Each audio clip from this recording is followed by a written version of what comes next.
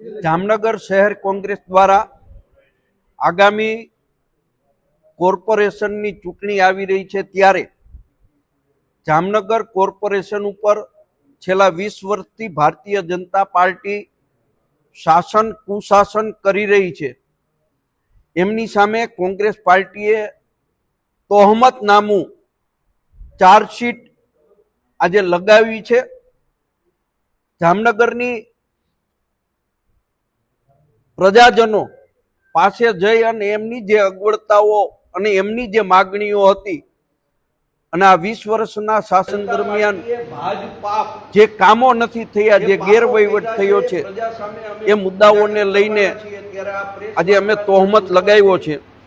હું આપને પહેલા મુદ્દા ઉપર જ વાત કરું તો કોંગ્રેસ પાર્ટી આ જામનગર શહેરની અંદર આખા વિશ્વને ખ્યાતનામ ક્રિકેટરો આપ્યા છે।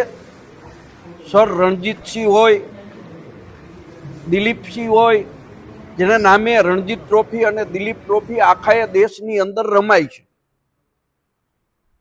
અનેક ક્રિકેટરો વિનુ માકડ હોય, રવિન્દ્ર જાડેજા હોય, અજય જાડેજા હોય, સલીમ દુરાની હોય, આવા ક્રિકેટરો આપ્યા છે જેમના નામે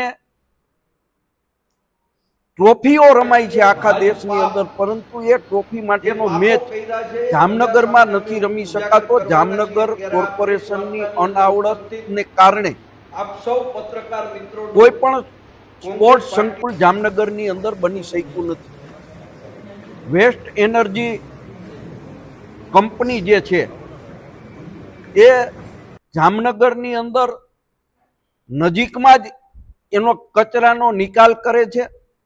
4 વોર્ડ તો એવા છે કે જેનાથી પૂરેપૂરા પ્રભાવિત છે, લોકો દુર્ગંધ ભોગવી રહ્યા છે। કોર્પોરેશનોની અંદર આ કંપની સાથે સાઠગાંઠને હિસાબે કોર્પોરેશન એમની સામે પગલાઓ પણ નથી લેતી। જામનગરના ઘણા બધા વિસ્તારો એવા છે કે એ વિસ્તારોની અંદર આજની તારીખમાં દુર્ગંધયુક્ત ફિલ્ટર થયા વગરનું પાણી આપવામાં આવી રહ્યું છે। દરેક કામોની અંદર 8% થી લઈ અને 40% સુધીનો ભ્રષ્ટાચાર કરવામાં આવી રહ્યો છે।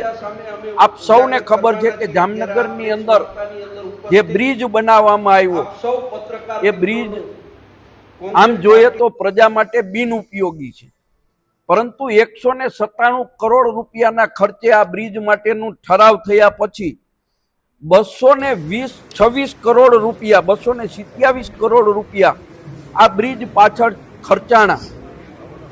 એમાં ક્યાંક ને ક્યાંક કોન્ટ્રાક્ટરો પાસેથી ભારતીય જનતા પાર્ટીએ અને કોર્પોરેશનના શાસકોએ મોટી મસ્ત રકમો લીધી છે। જામનગર શહેરની અંદર રોડ રસ્તાની સ્થિતિ બીજા કોર્પોરેશનોના પ્રમાણમાં અતિ ખરાબ હાલતની અંદર છે। ટ્રાફિકની સમસ્યાઓ છે અને ચોમાસા દરમિયાન અડધો ઇંચ વરસાદ પડે તો પણ રોડ ઉપર પાણી ભરાઈ જાય છે, પ્રજા તકલીફ ભોગવી રહી છે। આ તમામ મુદ્દાઓ ઉપર ચાર્જશીટ રજૂ કર્યું છે અને આવતા દિવસોની અંદર